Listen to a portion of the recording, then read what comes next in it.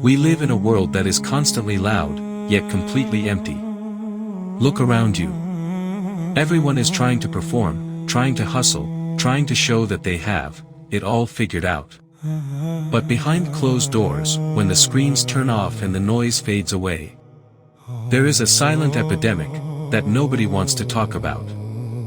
You know exactly what I am talking about. That heavy, suffocating feeling in your chest when you wake up. The endless, chaotic loops of overthinking that refuse to let you sleep at night. The silent anxiety that makes you feel trapped inside your own mind. We try to fix it with distractions, with entertainment, with temporary escape. But the truth is, inside, everyone is fighting a battle they are too afraid to name. Everyone is a little bit broken. The pain you are feeling right now, the grief of your past, the fear of your future, the restlessness of your soul, it is real. It is not weakness, it is a wound. But here is the secret, the world will never tell you. Your soul was never designed to heal through worldly means. The wound is deep within your psyche. And if the pain is real, then the ultimate cure must also be real. What is actually happening inside your brain when you feel stuck? Modern psychology calls it a cognitive distortion. A glitch in your thinking mechanism. Your brain creates fake, worst-case scenarios, wraps them in fear, and traps you in a repeating negative thought loop. It becomes a prison of your own creation, where your mind constantly lies to you, making every problem look completely impossible to solve. But what modern neuroscientists are discovering today? Islamic psychology diagnosed over 1400 years ago. This chaotic, unchecked negative thought loop is not just a brain function. It is the state of Nafs-al-Ammarah, the lower unchecked ego. When your spiritual heart loses its connection with the divine, the nafs gains full control over your thoughts, feeding on your insecurities, multiplying your fears, and driving your psyche into constant restlessness. You cannot cure a spiritual wound with worldly logic. True healing begins when you stop looking at your anxiety as a mere chemical imbalance, and start seeing it as a cry for help from your soul. To fix the mind, you must first master the nafs. And the blueprint for that mastery has already been written. When the Quran speaks of healing, it uses the word Shifa. This is not a mere poetic metaphor or an abstract concept. It is a physical, biological, and neurological reality. The human brain responds to sound frequencies. And when the sacred speech of Allah is recited with the raw and rhythm, it bypasses your logical defenses and speaks directly to your subconscious nervous system, physically calming the amygdala, the brain's fear center. Every specific emotion you struggle with has a direct divine antidote.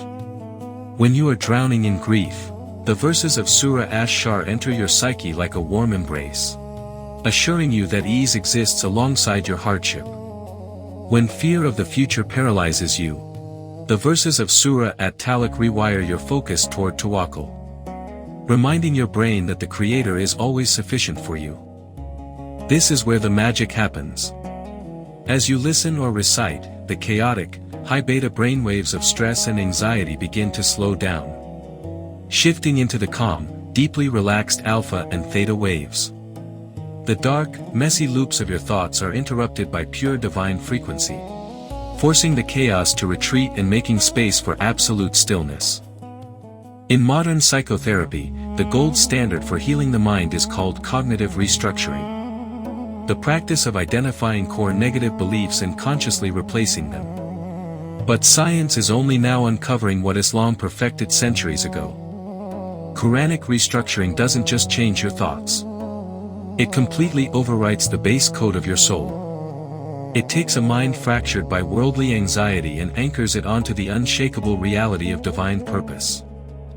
Your brain possesses a beautiful, built-in ability to change and adapt, known as neuroplasticity. The neural pathways you feed the most become the strongest.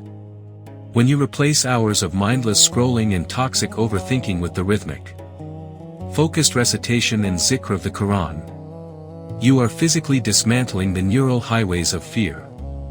You are quite literally carving out new, resilient pathways of peace and mental clarity within your cerebral cortex. This is a measurable transformation.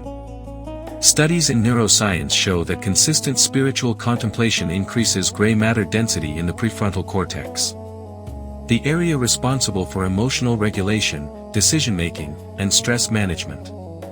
By aligning your mind with the sacred text, you are not just surviving your psychological battles. You are actively restructuring your brain to become immune to the whispers of despair.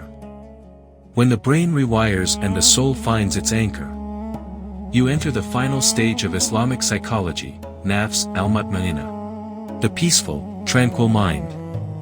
This is the ultimate state of emotional mastery where the chaos of the world can no longer shake your inner peace.